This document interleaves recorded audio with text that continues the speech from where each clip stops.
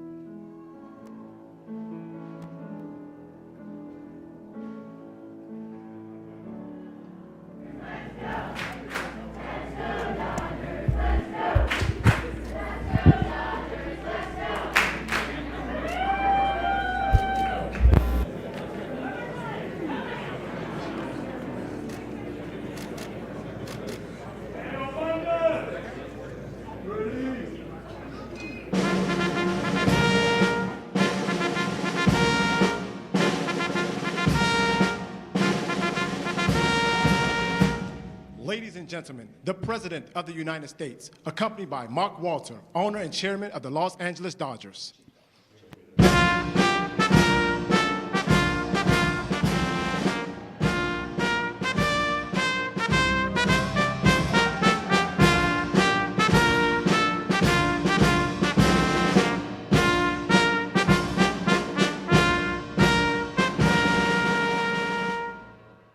a good-looking group.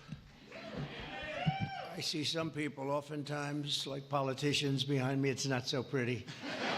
That is a very good-looking group of people. And I'm thrilled to welcome to the White House and very special people, actually, very talented people, the 2024 World Series champion, the Los Angeles Dodgers.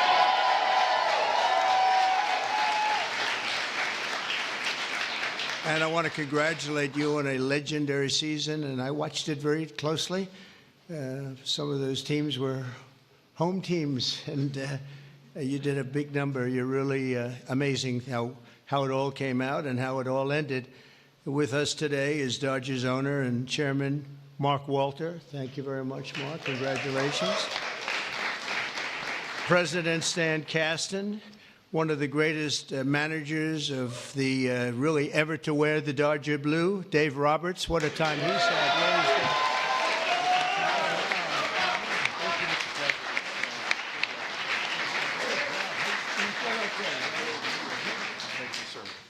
That's great. What a job. I think he would have lasted even with George Steinbrenner, right? I love George, but he was very quick. He would, you lose 2 games and you were fired, right? Great job, Dave. Also want to recognize Secretary of Agriculture. We have some great people, Brooke Rollins, who, you know, when I came to office, they said, the eggs are gone through the roof. Eggs. I said, what the hell are they talking about? I was there for 4 days and they were blaming me for eggs, and they've gone up like 6 times or something, some record number, you couldn't get them. And I gave it to Brooke, and I just saw the other day they're down 73%, right? That's pretty good. And the press doesn't mention that. Nobody talks about it, so but I know. Secretary of Labor, Lori Chavez de Rimmer, thank you, congratulations. The Chief of Staff, Susie Wiles, who's a big Dodger fan, by the way. Susie, thank you. And we have also Representatives Kevin Kiley, Congressman Kevin Kiley, Young Kim, thank you, congratulations, great job. Jay Olbernolte, Jay, thanks, Jay. Nanette Barragan. Nanette, where's the, hi, Nanette, oh, look at that, huh, what nice outfit. One of my favorite people, Gus Bilirakis, Congressman. Hi, Gus. Addison McDowell, new to the Congress, but doing a great job. Thank you, Addison. A real good baseball player and a friend of mine, Roger Williams, great job. And another new congressman, but he's been there a long time in a mental sense, because he has really done a job and he knows Congress very well. He was with me for 7 years. Brian Jack. Brian, congratulations, Brian. And others, we have a couple of senators here. I just don't particularly like them, so I won't introduce. Over the course of this amazing season, the members of this team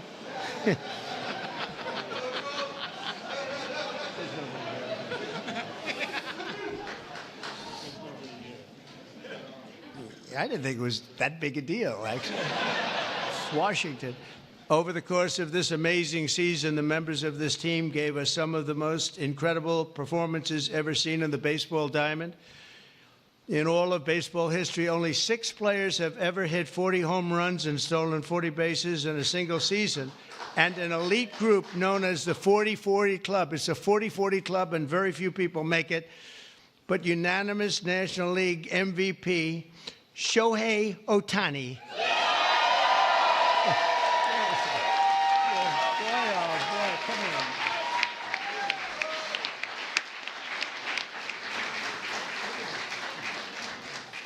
Looks like a movie star. He's got a good future, I'm telling you. He shattered all of those records last year. Think of it, all of them. And he did something even more, because he became the first ever member of the 50-50 club. So 40-40 is top. Hitting 54 home runs and 59 steals, and an accomplishment unparalleled in 149 years of Major League Baseball. Think of that. That's just incredible.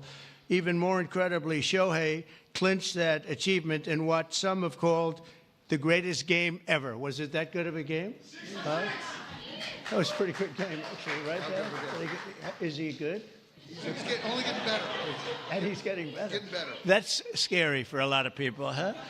Even more incredibly, Shohei clinched the achievement. I mean, it really was, and in a time that, at an age that nobody ever thought was possible. On September 19th, 2024, he did the unthinkable by going 6 for 6. This is a pretty amazing. I didn't realize it was that good. I saw that game, 6 for 6 against the Marlins with 3 homers, 10 RBIs, and a pair of stolen bases. Other than that, it was not a great game.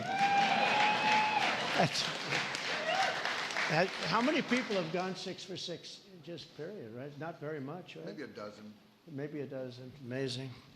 As you know, the Dodgers were down a lot of talent on the mound last season due to injury. The resilient group used 40 different pitchers, the most ever by an eventual World Series championship team. They had to go and get them. I don't know how they got them and where they got them, but they got them because they won.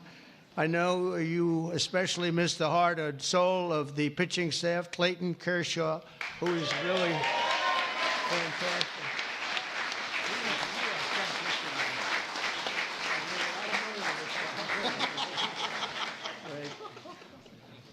these are the best-looking people I've ever seen. It's incredible.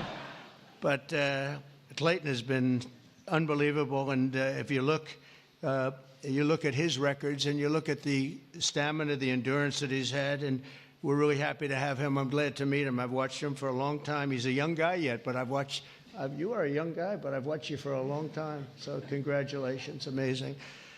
All year, the Dodgers faced down adversity. You entered the playoffs battered and bruised, but not broken. When you ran out the healthy arms, you ran out of really healthy. They had great arms, but they ran out. It's called sports. It's called baseball in particular, and pitchers, I guess you could say, in really particular. But the starting rotation during the National League Division Series, this scrappy Dodgers bullpen shut out the Padres, saved the season, and forced Game 5.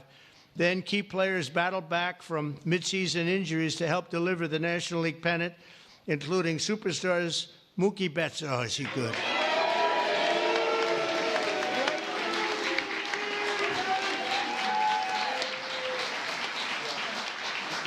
Good looking.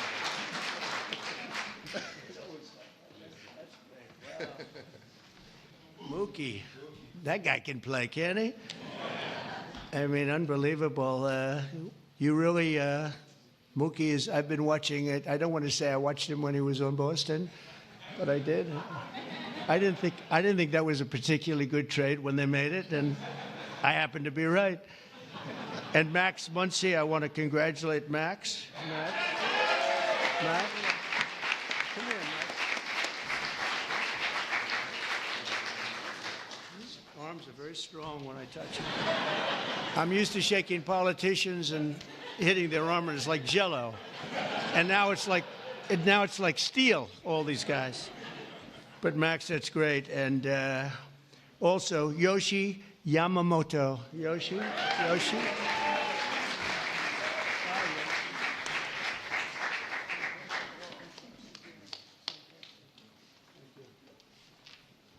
Wow, what great athletes. And, of course, Series MVP, Tommy Edman. That was an MVP series.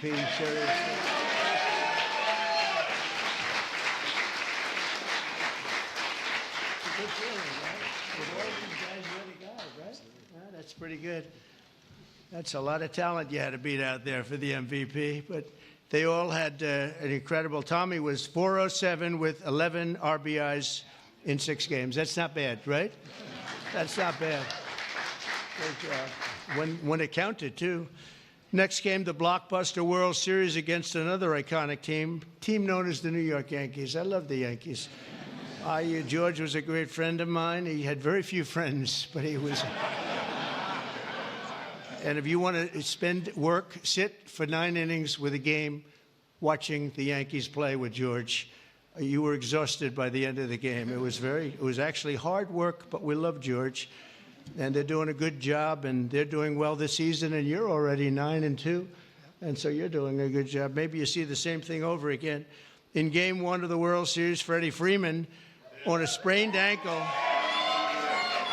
He's a great player with a broken finger and a broken rib, channeled Kirk Gibson's legendary walk-off home run in Game 1 of the 1988 World Series. That was a game that pretty much everybody remembers. He could hardly swing the bat, but he swung it one time, and it was a shot.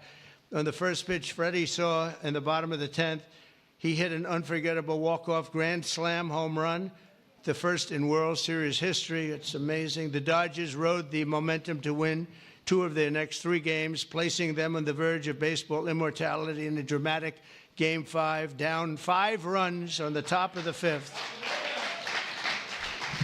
That was a strange inning, I'll tell you, for those Yankee fans. But I'm not saying I was a Yankee fan, because I love these people behind me.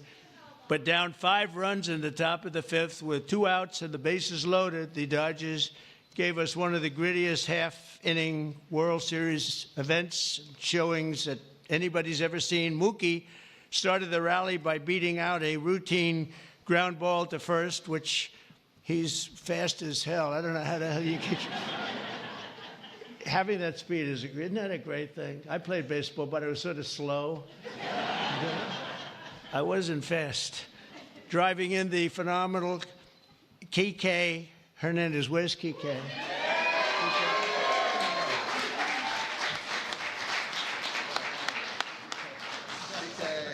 It's a hell of a group. Then Freddie drove in 2 more runs, and Teoscar Hernandez drove in another couple of runs.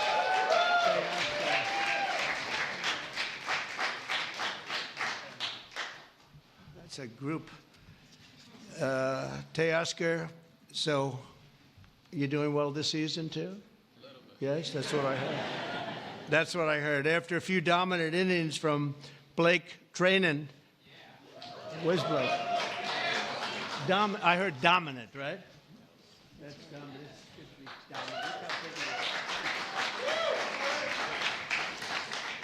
Great job, Blake. And the team was crowned the World Series champion against a great team. The Yankees are a great team and always a great franchise. And I guess, I don't know, like 28 or something. They've won a lot, probably, maybe more than any team in history overall. And you might be catching them pretty soon if you keep going. You've got little ways to go, I guess. The scouting report at the start of the series said that the Dodgers could win by focusing on the fundamentals, and that's exactly what they did. You showed America that it's not about individual glory. It's about the team digging deep and sprinting right through first base, and you did that all the time. I watch some games. I love baseball. I don't get to watch as much as I'd like, but you always see a spirit on this team. I think a lot of that has to do with the ownership and the management, frankly. But you see a spirit on the Dodgers that you don't see with a lot of teams. A lot of teams I turn on, I say, oh, let's forget it. When I turn on the Dodgers, I like to watch the team.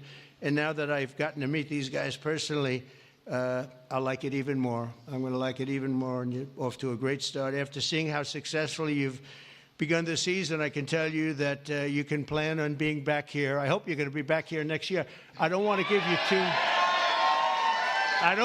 you too much because we want to have a little suspense for next year, but I will tell you, we're going to go down. We're going to do something we don't do generally. We're going to run them down really fast. Have a game today? Do you have a game today or tonight? We're going to run them down to the Oval Office, and we're going to show them the fabled Oval Office, and there's nothing like it. And this wonderful owner, one of the greatest owners in sports, by the way, from everything I've heard, one of the greatest owners in sports, along with your other compatriots, right, fellas? It's a great team of owners, and that's very important. But he said they'd love it, and I think he'd like to do it himself. So we'll get out of here, and we will run. We'll sprint down, and we'll see the Oval Office, which is really something to see, you know? It's funny, people come from all over, the biggest people, the richest people, the most powerful people, and they come and they go into the Oval Office and they just stare. Oh, wow, that's something. They all have beautiful offices. They have offices that are the best in the world in many cases, but they love the Oval Office. So with all of that, I'd like to now introduce you to the Dodgers chairman, Mark Walter, to say a few words, and then we're going to follow that up with Clayton, who's going to say a couple of things, and that's a great representative of a great team. Thank you very much. Mark, thank you.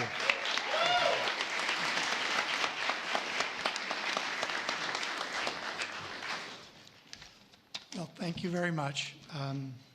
We're very pleased to participate in the tradition of bringing champions to the White House.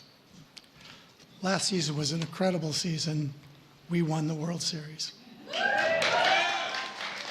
Second time in 2020, and since 2020, and only 8 times in our seasons, our history. We played in front of almost 4 million fans, and we had many millions more on television. Our global following has soared, and not only from Shohei Ohtani, but also from Mookie Betts, Freddie Freeman, Clayton Kershaw, and many, many more. Alongside this on-field success, we have been deeply immersed in our community. Our players and managers have supported have each had foundations and support for communities. Our trust last year has committed $100 million to help Chicago or LA Fire. And so on behalf of the organization, I want to thank you. Thank you very much.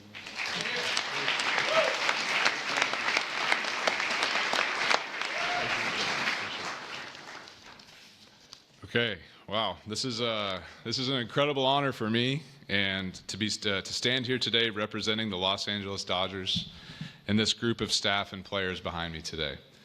The 2024 Los Angeles Dodgers season is one that will go down the history books, always holding a special place in the hearts of myself and those there with me, as well as millions of Dodger fans around the world. This organization exemplifies what it means to come together as one for a greater purpose and to represent something so much bigger than themselves. The selflessness and humility that each one of these players and staff have shown over the last year is truly an inspiration. They have constantly played hurt, switched positions, and taken the ball to put the team first. As a spectator for our championship run last year, I was in awe of this group. Their unwavering confidence, coupled with a selfless pursuit for team excellence, was an inspiration. That is why I'm so grateful to get to speak today on their behalf, as I know none of them would say this about themselves. Moving forward, I hope the 2024 Dodgers can serve as an inspiration to many like they were to me, not just in sports, but in life, remembering to put others before ourselves. It moves a team and a society forward.